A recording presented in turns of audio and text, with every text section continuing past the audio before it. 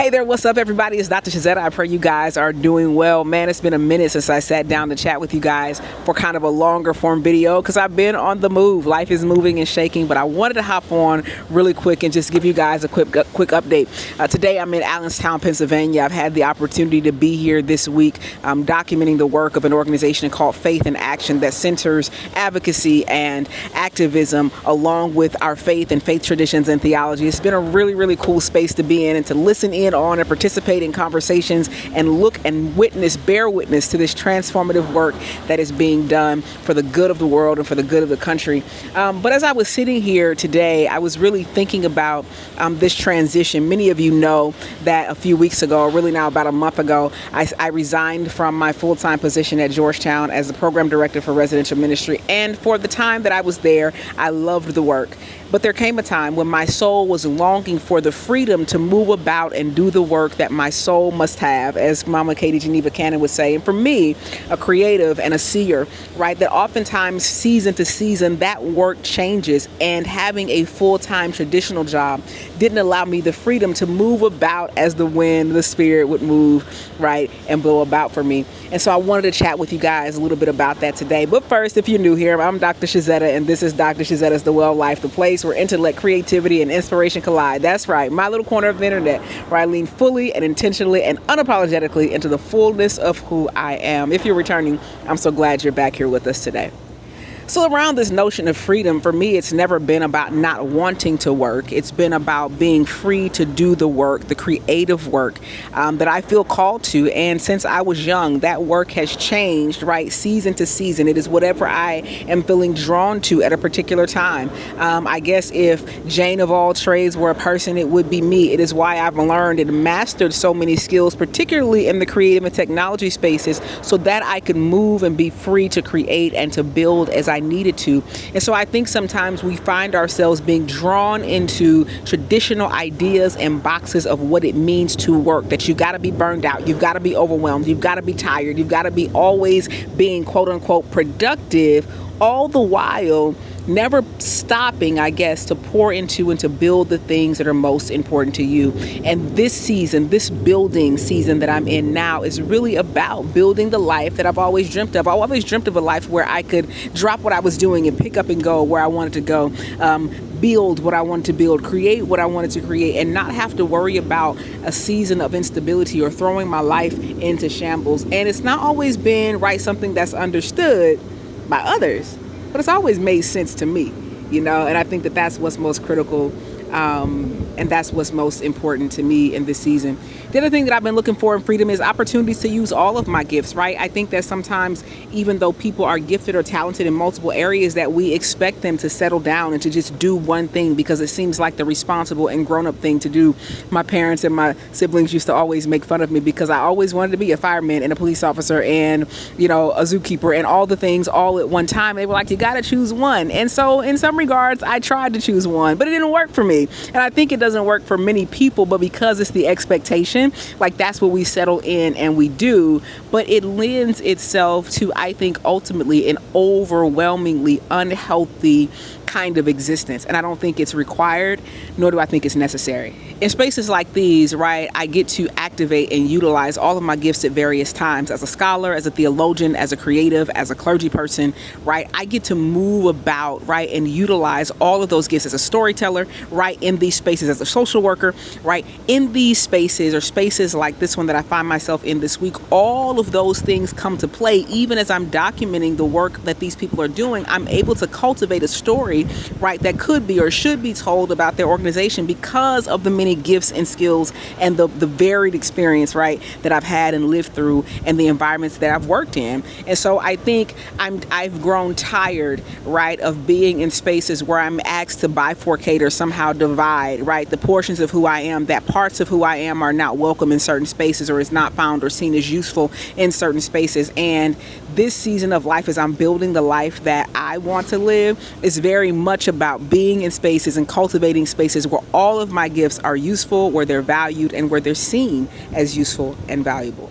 The other part of building this life is no longer confusing, right, pressure with purpose. You know, in a lot of work environments, not just, you know, ones where I've worked, that there is this sense of pressure that's placed on people to produce. And it's not always purposeful pressure.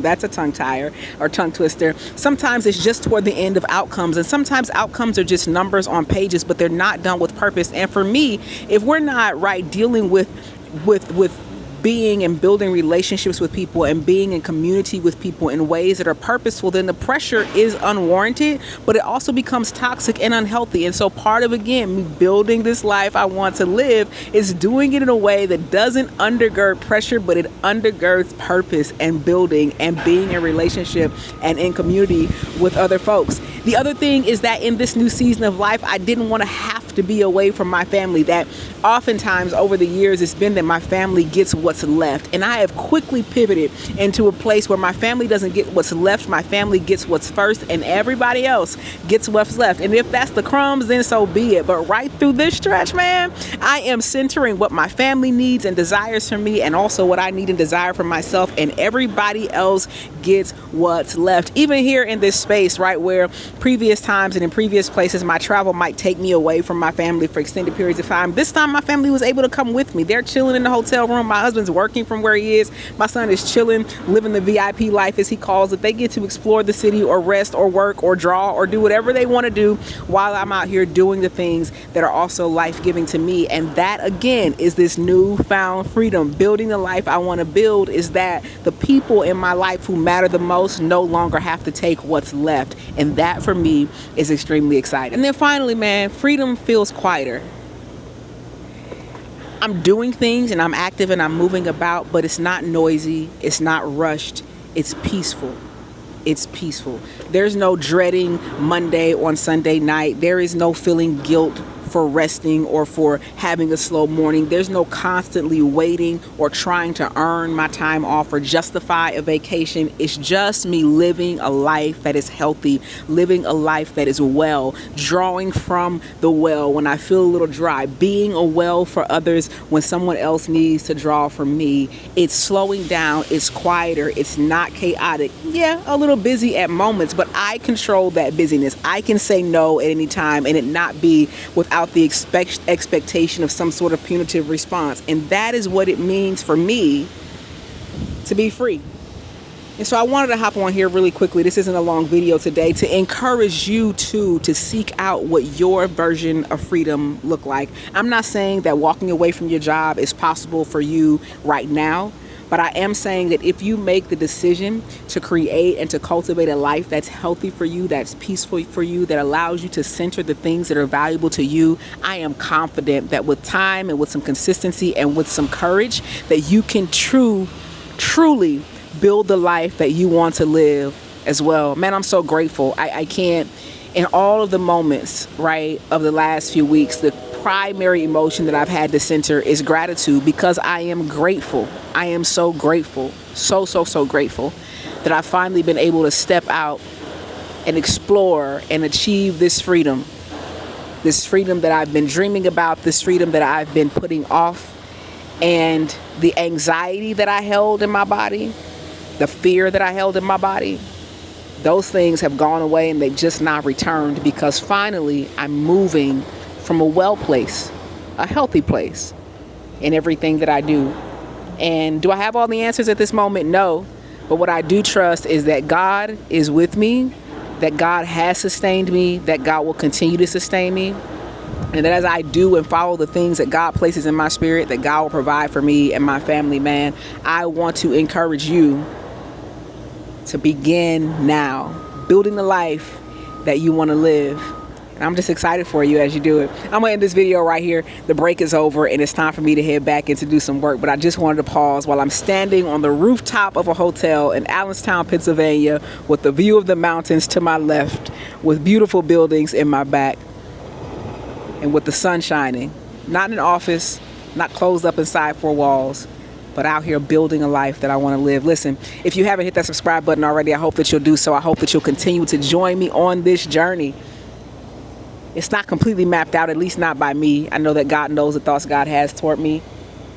But y'all, I'm so excited. I'm so excited. Anyway, thanks for watching. I'll talk to y'all soon. Take care. Bye now.